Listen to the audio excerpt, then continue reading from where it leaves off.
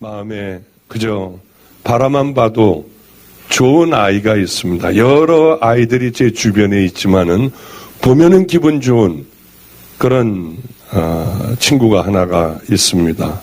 이 친구는 인생의 맨 마지막 저 밑바닥에서 살던 친구입니다. 주로 어떤 일이 이 친구가 하는 일이었냐면 카드 깡을 해주면 그 카드 깡을 해줘서 오죽하면은 가난하면은 그렇게 살아가겠습니까? 그런데 그 서민들의 카드 깡을 깡패들이 받아서 돈을 받아내야 하는데 돈을 받아내는 일에는 예를 당할 사람이 없었습니다.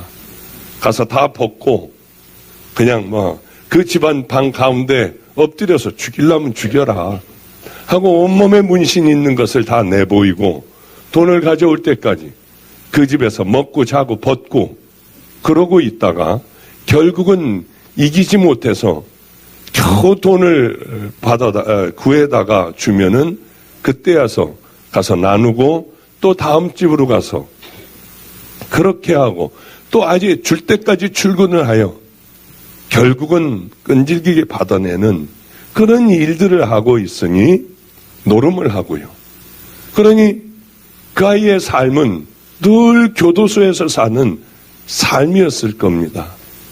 아이의 어려서부터 구두를 닦고 그것들을 배워 싸움을 배우고 그렇게 살아가던 그 아이가 나이도 많은 30이 됐을 때 교도소에서 나와 제가 그 아이를 만나게 됐고요. 그 과정은 기가 막혔습니다. 아무도 몰라요. 그러며 그 아이는 변화가 되게 되었고 여러분이 다 아시는 제가 집회 나가서 돈을 조금씩 모아놨다가 어떻게 역 뒤에 이제 곧 철거가 될 집을 하나를 얻어서 거기서 죽어가는 사람들을 돌보게 되었습니다. 그래서 이제는 다 버리고 정말 그렇게 열심히 잘 돕는 그 아이를 보면 기분이 괜히 좋아지는 거예요. 얼마 전에는 와서 이런 얘기를 하더군요. 목사님, 너무 기쁜 소식이 있어요. 그래서 뭐가 기쁘니? 어느 목사님이 한 분이 저를 찾아오셨는데 18년 동안 신장이 망가져 투석을 하며 목사로서 단 한 번도 설교를 못 해봤다고 해요. 그리고 이제 죽음을 눈앞에 둔 목사님이 계셨습니다. 맞아.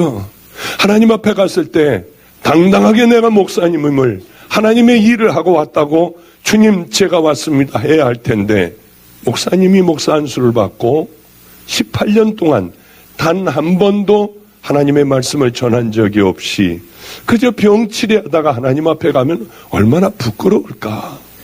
그래 이분을 목사가 되게 해야겠다. 그래서 이분을 다비다의 집에 설교자로 제가 세웠습니다. 너무 힘들어 소리를 낼 수가 없어 작은 마이크 하나를 갖다 놓고 그저 한 평도 안 되는 방이지만은 그 방에서 모여서 마이크로 조그맣게 다 죽어가는 소리로 하나님의 말씀을 전하고 있었어요. 딸은 병들었고 다들 병들어 그렇게 죽어가는 그 가정에 열심히 제가 어느 분이 돕고 싶다고 하면 저를 돕고 싶다고 하면 얼른 그분 통장 번호를 가르쳐주고 거기서 나온 우리 방주교회 교인들도 가서 예배를 드리고 거기서 나오는 헌금을 몽땅 그분을 드리고 방주교회에서도 또 설교자로 세웠으니 얼마를 이렇게 그분을 도와드리고 하는데 얼마 전에는 저도 10만 원, 우리 어머니도 10만 원, 누나도 10만 원 해서 무명으로 목사님을 이제 이렇게 돕고 있습니다. 그런데 얼마 전에는 와서 너무 감사한 소식이 있어요. 뭐니?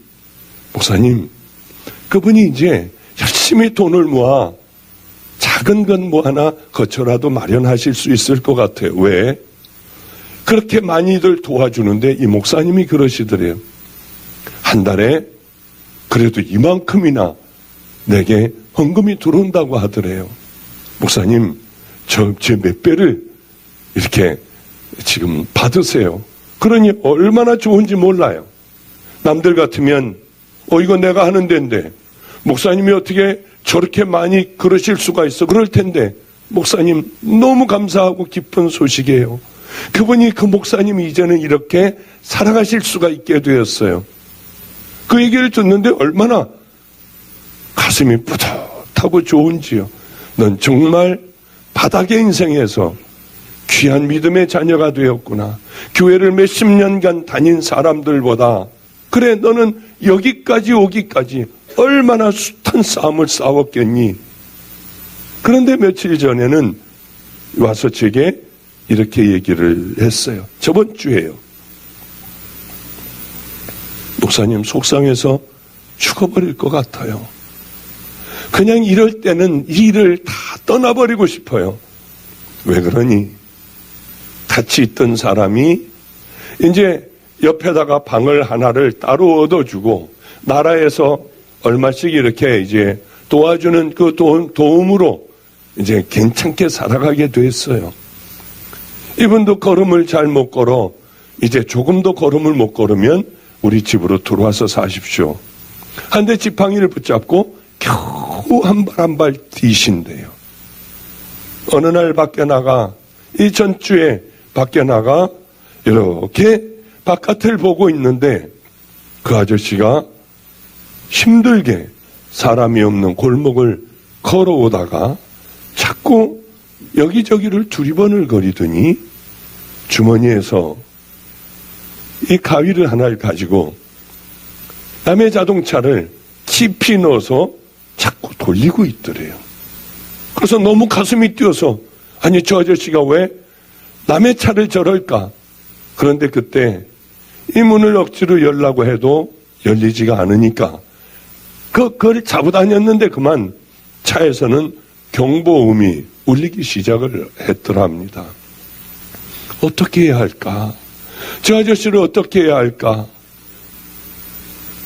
그래서 가슴이 떨려 얼른 못 본 척하고 집으로 들어와서 기도를 했대요. 하나님, 그 영혼을 구원을 좀 시켜주세요. 꽤 오랫동안을 닦아주고 씻어주고 깨끗하게 밥을 먹여주고 늘 깨끗한 옷을 빨아 입혀줬는데 이 사람은 하루도 빠짐없이 기도를 하고 예배를 드렸는데 이분이 혼자 있을 때는 저렇게 도둑질을 하니 어떻게 하면 좋아요? 가만히 봤더니 열심히 도망을 가려고 하는데 도망은 잘 가지지는 않고 지팡이를 붙들고 그저 어쩔 줄 몰라 거길 빠져나오는 그 아저씨를 보고 마음이 무너졌다고 합니다.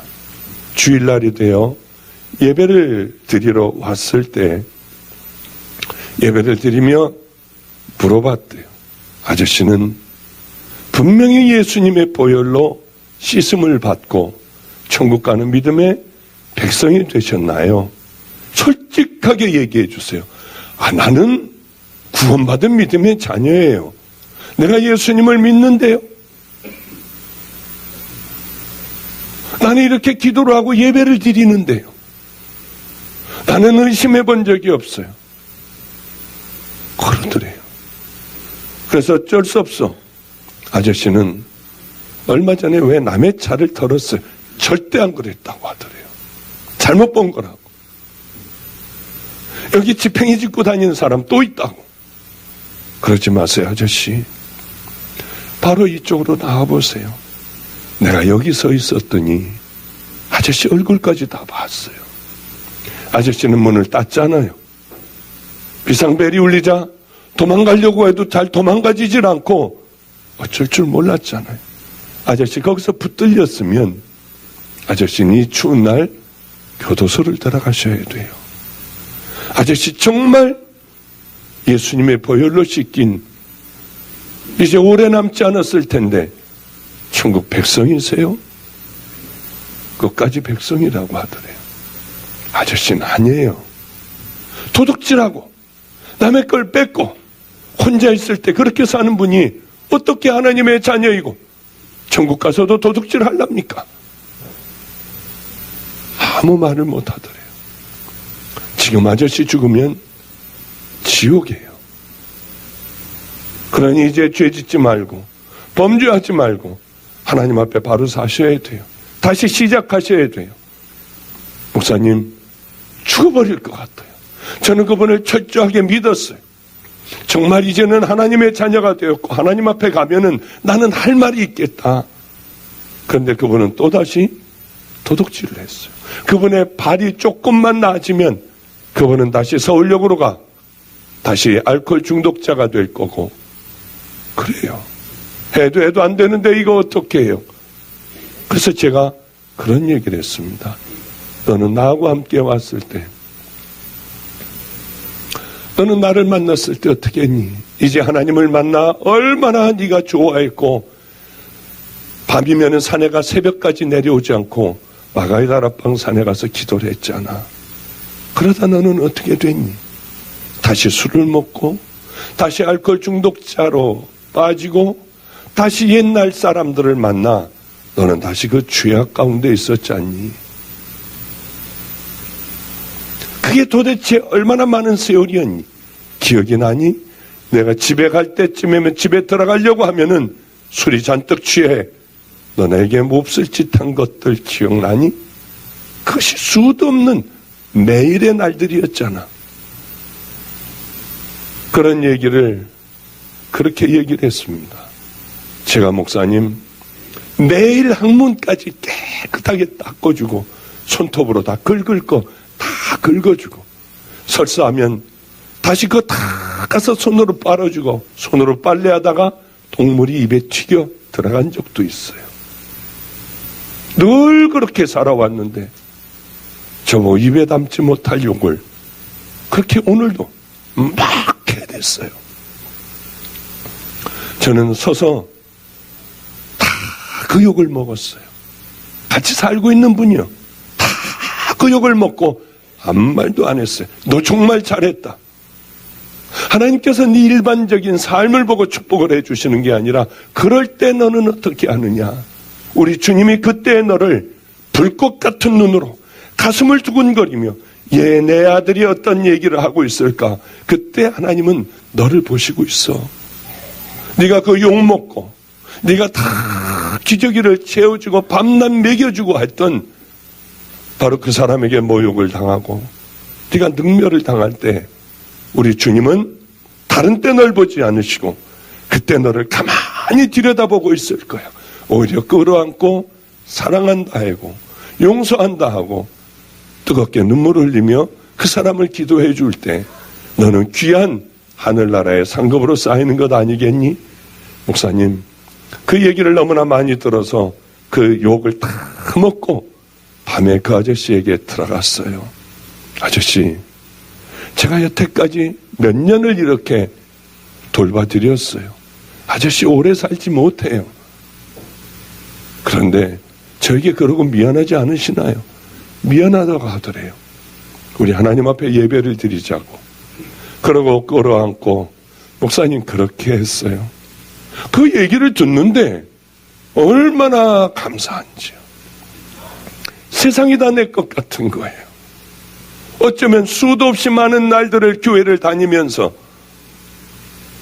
그렇게 변화될 줄 모르는 그런 성도들을 보다가 그래 이 귀한 믿음의 결단을 하고 인생의 저 밑바닥에서 살다가 하나님을 만나 믿음의 길을 걸어가는 이 아이들보다 얼마나 못한 그런 성도들이 많을까 하는 그 생각을 제가 하게 되었습니다. 우리에게 가장 중요한 게 있습니다. 여러분 왜 예배를 드립니까? 여기 예배 드리는 이유가 뭡니까 여러분에게? 혹시 여러분은 예배 한번 이렇게 안 드리면은 내가 불편하고 집에 앉아서 TV 보면은 내가 이게 불안하고 인터넷하고 노래를 들으면 좀 불안하니까 하나님 앞에 나와 한번 이렇게 예배를 드리고 돌아갑니까?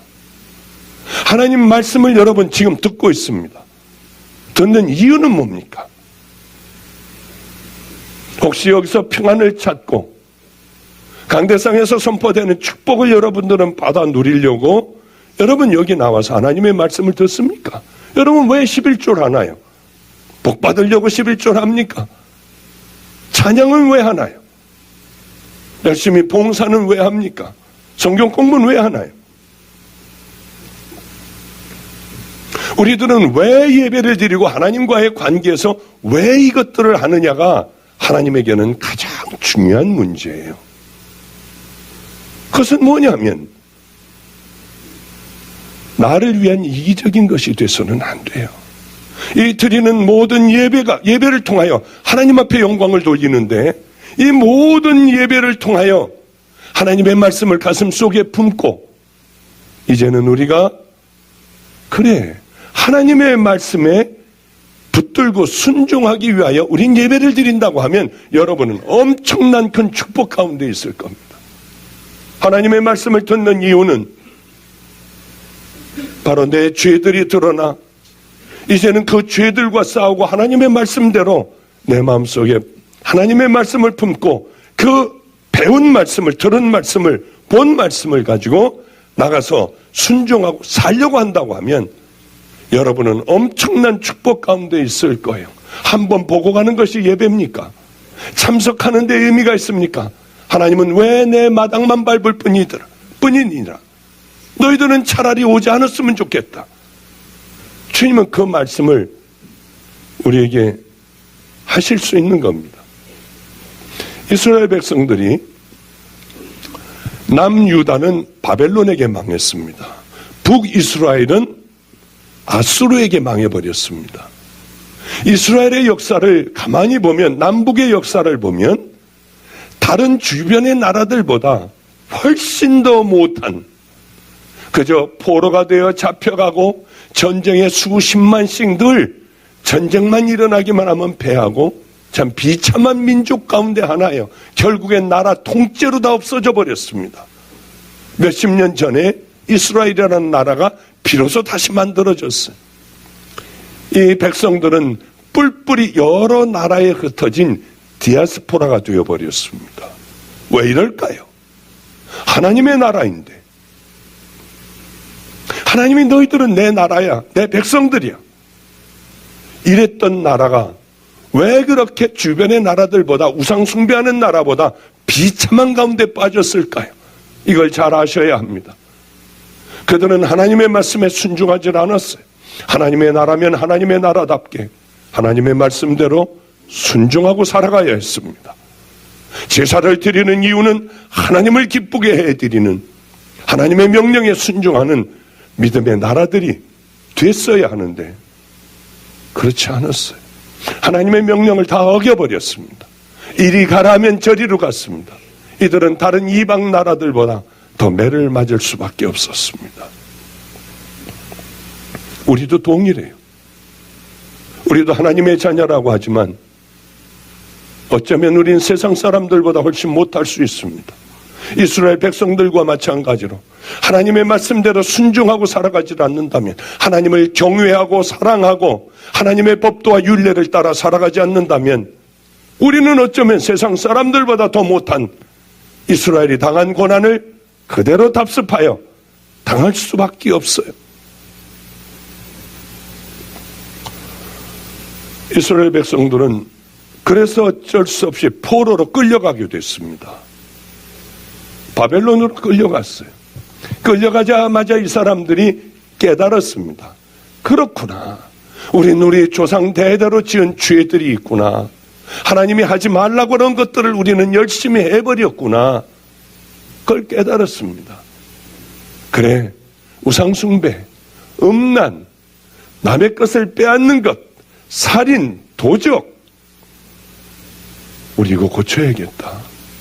그리고 자신들의 죄들을 다 드러내봤습니다. 이건 인간들도 아닌 더러운 죄들 가운데 있었습니다. 이 사람들은 결단을 했어요. 속죄일에 한 번 금식하라고 하셨지만 우리는 4번을 하자. 제사를 우리는 이렇게 드려야지만은, 절기마다 드려야지만 우리는 이렇게 많이 드리자.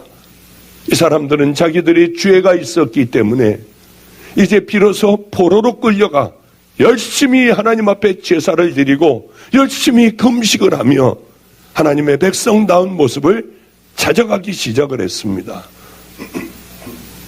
그러다가 이제 드디어 하나님이 그 모습을 보고 70년 만에 예루살렘으로 돌아오게 하셨고, 거기서 무너진 성벽도, 예루살렘 성전도 잘 다 만들었습니다. 그런데 가만히 생각을 해보니까 참 어려울 때, 고통을 당하고 고난을 당할 때 우리가 열심히 하나님을 섬기고 금식도 여러 번 하고 수도 없이 많이 하고 했는데, 이렇게 이제 잘 살고 소망의 날들이 우리 앞에 펼쳐져 있는데 구태여 4번씩이나 금식을 해야 될 필요가 있을까? 구태여 이렇게 여러 번 제사를 지낼 필요가 있을까? 이제는 우리가 됐는데. 그리고는 스가랴에게 가서 묻습니다. 선지자, 우리가 이렇게 4번이나 금식할 필요가 있나요? 우리가 이렇게 많은 날들을 하나님 앞에 제사를 지낼 필요가 있나요? 그러자 하나님은 스가랴를 통하여 이렇게 이 말씀을 해 주시는 겁니다. 너희들이 그래. 1년 365일을 너희들이 먹는다. 그 중에 속죄일로 한 번 내게 금식하는 것, 그것이 너희들이 나를 위한 것이냐, 너희들을 위한 것이냐. 너희들이 그 많은 제사를 지내는데 그 중에 제사가 정말 너희들이 내게 영광을 돌려드리라고 드리는 제사냐, 아니면 니네들이 이 제사를 통하여 잘 먹고 잘 살겠다는 거냐. 그 말씀이었어. 이스라엘 백성들은 충격을 빠졌습니다. 여러분들이 드리는 예배는 하나님 앞에 정말 생명을 가져와 드리는 예배입니까? 아니면은 안 나오면 찝찝하니까 그저 나와 한번 보고 가는 예배입니까? 그 예배는 쓸데없는 예배입니다. 여러분들이 이 예배를 통하여 하나님의 말씀을 가슴에 품고, 그래 이제는 내가 죄를 잘라버릴 거야, 이 더러운 저주받는 죄를 내가 십자가에 못 박아버리고 나는 그 믿음의 길을 향하여 한 걸음 한 걸음 힘들어도 하나님의 말씀을 붙들고 그분을 기쁘게 해드리는 이 삶을 매일매일 나는 살아갈 거야. 만약에 여러분들이 그 마음을 갖고 이 예배에 임했다면, 생명을 가지고 나와 하나님 앞에 예배를 드린다면, 여러분들은 기도하는 대로 응답받고, 여러분들은 그렇게 주님 앞에 예배 드리는 것이 기뻐 어쩔 줄 모를 겁니다. 예배를 드려도 그저 그래요. 와서 졸다가 나가요. 옛날과 같은 뜨거움이 없어요, 여러분에게는. 예배를 통하여 여러분들이 하나님과 더 가까워지고 어쩔 줄 모르는 마음이 돼요. 내 앞에 죽음이 놓여 있다 해도 믿음의 그 길을 향하여 걸어가겠다고 하는 결단이고 뭐고 아무것도 없어요. 그저 헌금도 겨우 내고 앉아있다가 빨리 끝나면은 얼른 집에 들어가 TV부터 켜고 연속극부터 보고 내가 하고 싶은 일들이나 하고 그렇게 살아가는 거기에 무슨 어떤 의미가 있겠습니까? 그것이 정말 구원받은 믿음의 자녀들의 모습이겠습니까? 하나님의 자녀라고 하며 우리가 이 예배에 생명을 들이지 않는다면 어쩌면 이스라엘이 그렇게 주변의 나라들보다 더 고통을 당한 것과 같이 우리들은 하나님과 관계없는 그런 삶을 살아가게 될 겁니다. 이렇게 됐을 때에 하나님은 우리에게 고통을 주기 시작을 하세요. 깨닫게 하기 시작을 하십니다. 그 고통을 당할 때야 비로소 그래 맞아, 예전이 행복했었어, 예전을 부러워하며 붙들고 있던 죄악들을 놓고 비로소 하나님을 쳐다보게 되는 것 아니겠습니까? 하나님이 내게 뭘 주셨어? 하나님은 왜 나를 이렇게 힘들게 하시는 거야? 생각해 보십시오. 하나님께서 여러분에게 안 주신 게 뭐가 있겠습니까? 가장 기가 막힌 죄와 사망에서 여러분들을 벗어나게 하시려고 하나님의 아들이신 그분, 이 땅의 대통령도 아니고 미국의 대통령도 아닌 하나님의 아들이신 죄 없으신 그분이 스스로 십자가에 올라가 제물이 되어 온갖 피와 물을 다 쏟고 온갖 고통을 다 당하고 그분은 돌아가셨어요. 여러분, 남들을 위하여 눈 하나라도 빼줄 수 있습니까? 신장 하나라도 떼어줄 수 있습니까? 그분은 신장이나 눈이 아니라 팔 하나를 잘라버린 것이 아니라 하나님의 아들인 그분, 하나님이신 그분은 십자가에 달려 목말르다 하시고 나를 십자가에 못 박는 자들을 향하여 아버지요, 저들의 죄를 용서해 주시옵소서. 저들은 지금 무엇을 하는지 알지 못하나이다 하고 돌아가셨어요. 왜요? 바로 나를 위해서요. 여러분들이 아니라 나를 위하여 십자가에 달려 돌아가셨습니다. 뭘 또 바랍니까? 여러분 뭘 달라고 하세요? 그것보다는 우리들은 돈을 달라고 하세요. 건강을 달라고 해요. 아니, 그것 받았으면 됐지. 예수님의 생명을 내가 받았으면 됐지. 뭘 또 돈을 달라고 합니까? 진정한 금식은요, 음식을 먹지 않는 게 아니에요. 배고파 떠는 게 아니에요. 말씀을 바로 배우고 내 죄들이 드러나고 죄들을 버리고 하나님의 말씀대로 믿음의 길을 향하여 걸어가는 것을 우린 금식이고 예배라고 하는 거예요. 예배에 성가대가 기가 막힌 찬양을 하고 아주 멋진 가운을 입고 나오고 기가 막힌 적절한 조명에 화려하기가 짝이 없는 꽃들을 여기 갖다 놨다고 해보죠. 그리고 불같은 설교를 했다고 해보죠. 사람들이 보기에는 은혜스러워도 문제는 뭐냐 하면 하나님이 보시기에 어떻느냐. 사람들은 은혜스럽고 거룩해 보여도 하나님이 보시기에는 토할 것 같은 그런 예배가 될 수 있다고 하는 거예요. 우리에게는 가장 중요한 게 있습니다.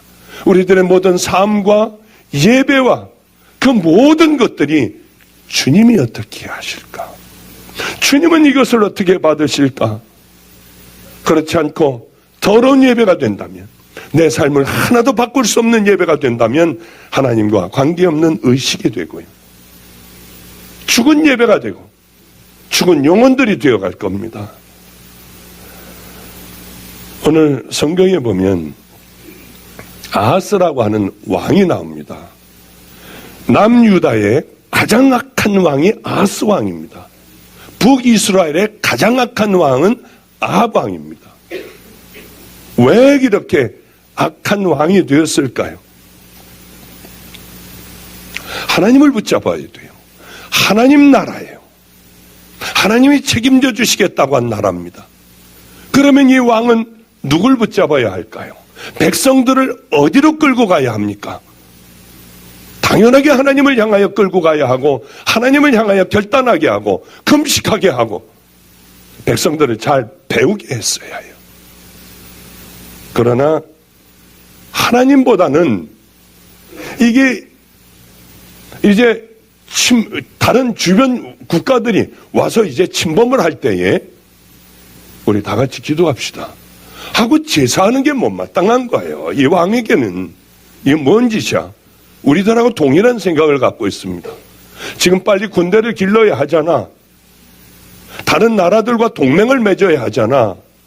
아니 뭐 너무 기도를 하고 있어. 기도해 준다고, 기도한다고 해서 하나님이 이기게 하셔? 나약하기가 짝이 없는 유다예요. 하나님을 포기해버렸습니다. 백성들이 박수를 치는 군사력을 기르고 주변 동맹국들을 만들기 시작을 했어요.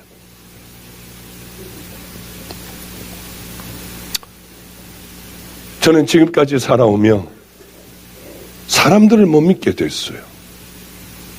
물론 좋은 사람도 있지만 사람 대부분은 틈만 나면 죄를 저질러요.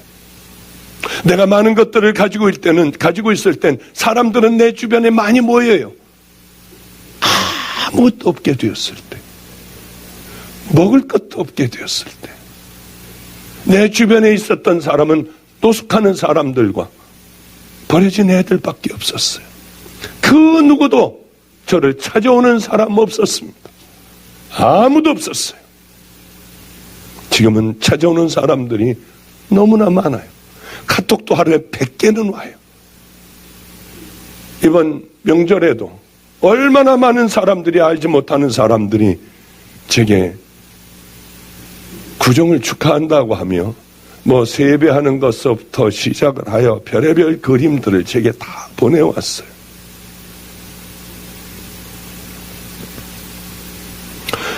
내가 고난을 당할 때, 내가 정말 도움이 필요할 땐 사람들은 다 떠나요. 내가 형통할 땐 사람들은 다 모여들어요. 이게 인간들입니다. 이게 사람이에요. 제가 한번 여러분 죄악을 저질렀다고 해보죠. 악한 죄악을 저질렀다고 해보죠. 하나님은 저를 용서해 주실 거예요. 우리 하나님은 저를 붙들어 주실 거예요. 다시 세워 주실 거예요. 제가 하나님 앞에 철저하게 회개하면. 그러나 여러분들은 저를 어떻게 할까요? 내쫓자고 난리가 날 겁니다. 맞아. 이중적인 저 악한 것이었어. 어쩌면 저렇지. 깜빡 속았잖아. 사람들은 뭐요? 별 얘기를 다 할 겁니다. 사람을 의지하거나 믿지 마세요.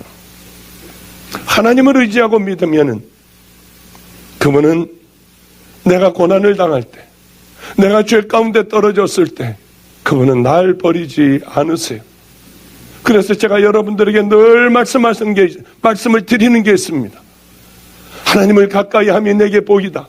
여러분 성령님과 함께 하여 주세요. 밤에 잘 때도 그분하고 얘기하다 자세요. 눈을 뜨기만 하면 맨 먼저 그분하고 인사를 하세요. 이빨을 닦을 때, 샤워를 할 때, 머리를 감을 때 그분하고 얘기하세요. 밥 먹을 때 그분하고 얘기하시고 운전하며 어디를 갈 때도 그분하고만 얘기하세요. 왜냐하면 그분은 배반하지 않으세요. 그분은 오히려 내가 떨어졌을 때 나를 끌어주시고 나를 인도해 주시고 나를 사랑한다고 하세요. 다 떠나갔을 때 내게 가장 큰 위로자가 되세요. 하나님을 가까이 하고 성령님을 가까이 하면 천군만마를 얻은 것 같아요. 사람을 가까이 하지 마세요. 저희 아버님이 늘 이런 얘기를 하세요. 내가 목회를 오랫동안 해봤지 않냐. 네가 가령 다른 교회로 부임해 갈 때 네 가방을 가장 먼저 받아주는 녀석이 있을 거야. 그리고 너의 모든 너를 위하여 편안한 걸 다 제공하는 녀석이 있을 거야. 그 녀석을 조심해. 그러면 목회는 성공할 수 있어. 정말 맞는 얘기예요, 여러분. 그 녀석만 조심하면 돼요.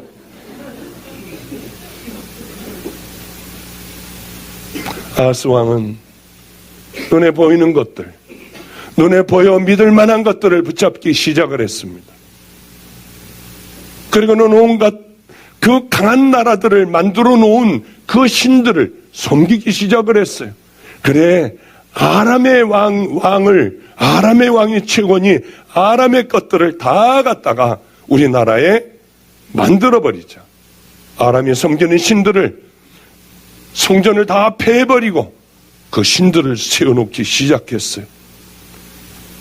그는 악한 왕이 되었습니다. 다윗의 길로 가지를 않았습니다. 여로보암의 길로 갔어요. 아하스가 가야 할 길을 갔습니다. 왕이 간 길을 걸어갔습니다. 하나님은 진노하세요. 진노하시면 하나님은 이제 전쟁을 일으키십니다. 그래서 아람과 북이스라엘이 한데 묶어서 남유다를 치기 시작을 했습니다. 베가라는 그러한 군대가 무려 12만 명을 죽여버렸어요. 그리고 역대하 28장 8절에 보면 20만 명을 포로로 잡아갔습니다. 32만 명이 아예 짱나버렸습니다. 그거 끝나자마자 에돔과 블레셋이 하나가 되어 와서 모든 것 남아있는 걸 싹 쓸어가고, 블레셋은 유다 땅에 와서 살기 시작을 했습니다. 그 땅을 다 점령해버렸어요. 어떻겠습니까? 돌아오면 돼요. 지금이라도 돌아오면 돼요. 고무줄을 팽팽히 끌어당기다가 보면 노면 제자리로 갑니다. 그럼 다행이에요. 팽팽하게 끌어당기다가 다시 하나님 앞에 돌아오면 돼요. 내가 아버지 앞에 돌아가야지. 창기와 함께 먹어버리고 허랑방탕을 했어도 아버지에게 돌아가야 한다고 하는 마음만 있으면 아버지는 나와서 기다리세요. 문제가 있습니다. 잡아당기다, 더 잡아당기다가는 이미 그 탄성을 잃으면은 끊어져 버려요. 쇠도 부러져 버려요. 고무줄도 그만 끊어져 버려요. 여기까지 가면은 안 되는 겁니다. 그건 다시 놔도 돌아갈 수가 없어요. 너무 멀리 오면 우린 주님 앞에 돌아갈 수가 없습니다. 아하스 왕은 하나님 앞에 돌아가지 못할 정도로 그저 세상을 향하여 달려나가기 시작해요.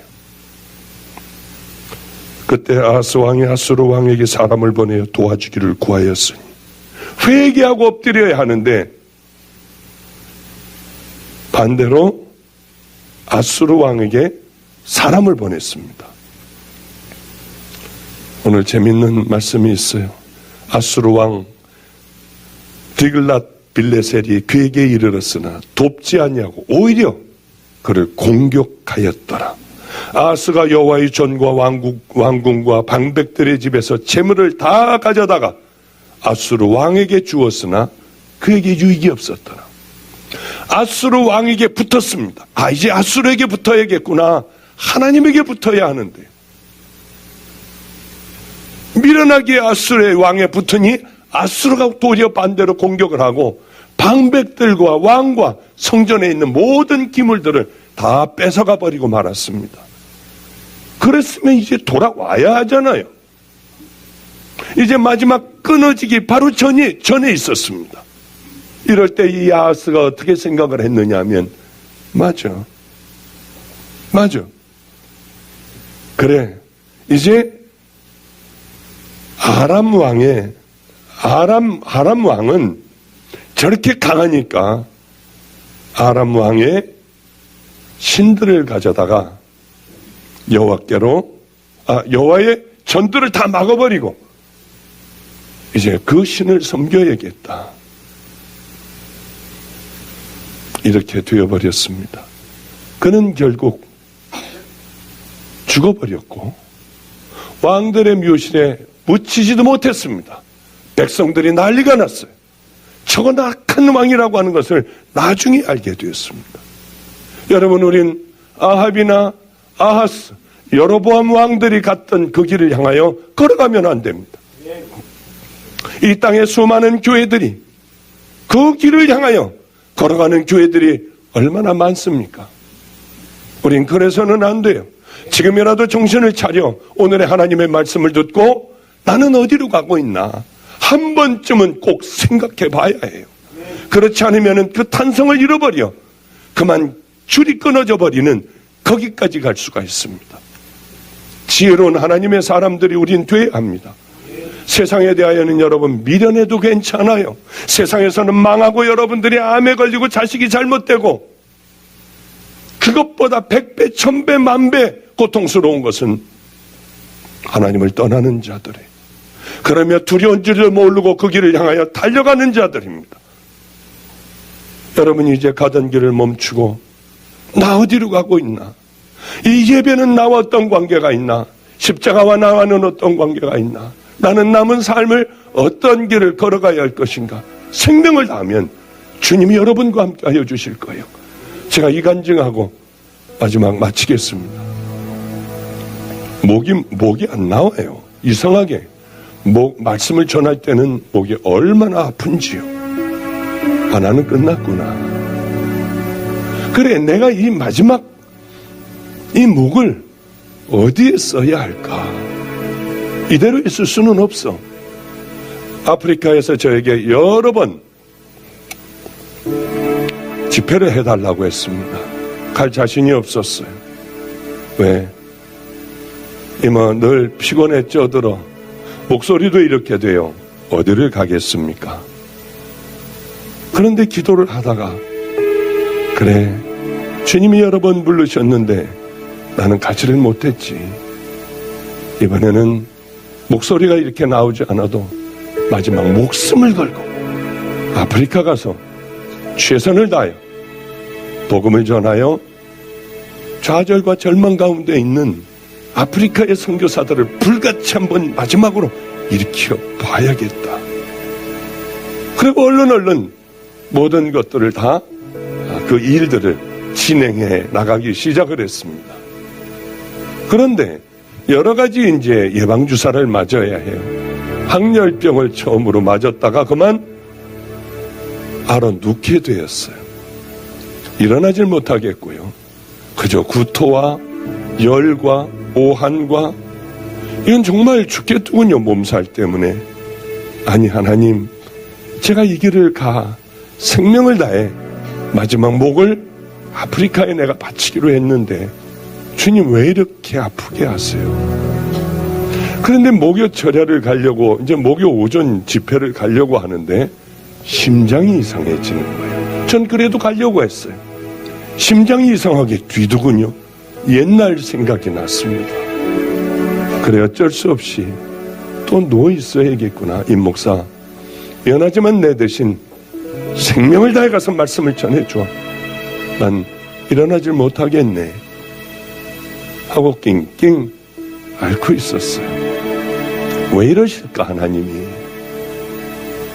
그런데 저번 주에야 비로소 일어날 수가 있었습니다. 그래도 8시 예배는 못 드렸어요. 내가 10시 예배에 갈게. 그리고 말씀을 전하는데 깜짝 놀랐습니다. 목이 전혀 안 아픈 거예요. 저는 이제 다시는 목이 회복되지 않을 줄 알았는데 어쩌면 제가 설교를 하면서도 깜짝 놀랐습니다. 어떻게 옛날 목소리가 나오지? 끝까지 일주일을 쉬었다고요. 목소리는 회복을 했어요. 얼마나 눈물이 나오는지요. 그래서 올해 이번 주에도 목요 철야도 목요일 날 오전도 하고 목요 철야도 하고 금요일도 말씀 전하고 오늘도 8시에 와서 말씀 전하고 또 한 100여 명 아마 안수해 줬을 거예요. 오늘도 8시 예배예요. 8시 예배는 임목사하고 둘이 부목사하고 둘이 하나하나 다 한 사람을 같이 우리 붙잡고 기도해 주니까요. 그리고 10시 예배에 오늘도 또 섰어요. 이제 이 예배가 끝나면 우리 방주교회 제2성전인 마가에다라방에 가서 12시 예배 또 인도해요. 2시 예배 또 인도해요. 그리고 신방 가요. 그래도 어쩌면 하나님은 여기까지 인도해 주셨는지 저는 그런 생각을 합니다. 내가 만약에 아프리카를 결단하지 않았다면 나는 지금도 찢어지는 듯한 아픔을 가지고 언제나 끝날까? 이 목소리는 언제나 끝날까? 아마 그 고통 가운데 늘 하루하루를 연명해 나갔을 겁니다. 아, 그렇구나. 하나님께서 내게 그 고통을 주시고 하다못해 가려고 하니까 심장까지 이상하게 만들어 쉬게 하여 주셨던 그것은 하나님이 내게 주실 수 있는 내가 너를 사랑해. 네 목소리를 회복시켜 줬잖아. 네가 고통 가운데 드러누워 있었던 것은 내가 너를 향한 배려고 사랑이야. 생각하니까 얼마나 마음이 뜨겁고 고마운지요. 주님, 다른 건 못해도 내가 다른 건 잘 못하지만은 그러나 아프리카 가서 생명을 다할게요. 여러분 기도해 주셔야 합니다. 왜냐하면 여러 가지 예방주사를 맞고 장티부스니 또 말라리아니 다 먹고 맞고 그러고 가야 하는데 저는 하나밖에는 못 맞았어요. 자신이 없어요. 그것 맞으면 또 이렇게 틀어놓아서 오랫동안 있어야 할 것 같기에 그저 이 컨디션이면은 하여튼 가서 열흘 동안 하나님의 말씀을 전할 때까지만 건강 붙들어 주시고 와서 말라리아를 앓는다 해도 와서 장티부스를 앓는다 해도 하나님 감사해요. 그동안을 지켜주세요. 제가 그렇게 혹시 맞으면 못 갈까봐 그 믿음까지는 제가 아직 없는 모양이에요. 그래 갔다 와서 앓는 한이 있더라도 하나님 지켜주세요. 아마 다음 주일에는 건강한 모습으로 여러분을 구릿빛 얼굴로 여러분을 만날 수 있을 것 같습니다. 우리 하나님은 내가 생명을 다할 때, 내가 내 것을 포기할 때, 내 옥합을 다 깨버렸을 때 우리 주님은 회복시켜 주시고 또 높이 들어주심을 여러분 믿으시고 세상을 붙잡지 마시고요. 내 지혜와 내 경험을 버리시고 우리 주님을 붙잡고 믿음의 길을 향하여 걸어가 여러분이 이 땅의 삶이 정말 축복의 삶인 은혜의 길을 걸어가시기를 주님의 이름으로 축복합니다. 기도하겠습니다. 하나님 아버지, 우리들의 나약함을 강함으로 바꿔주시는 하나님, 이제 우리 모두가 다 주님을 향하여 돌아오게 하여 주시옵소서. 예배에 우리들의 생명을 던져드리게 하여 주시옵시고, 하나님의 말씀을 붙들고 우리들이 삶으로 살아가는 은혜의 자녀들 다 되게 하여 주시옵소서. 예배로 끝나는 인생이 아니라 예배를 통하여 하나님 말씀에 순종하고 십자가를 붙드는 귀한 은혜의 법을 배우는 우리 성도님들 되게 하여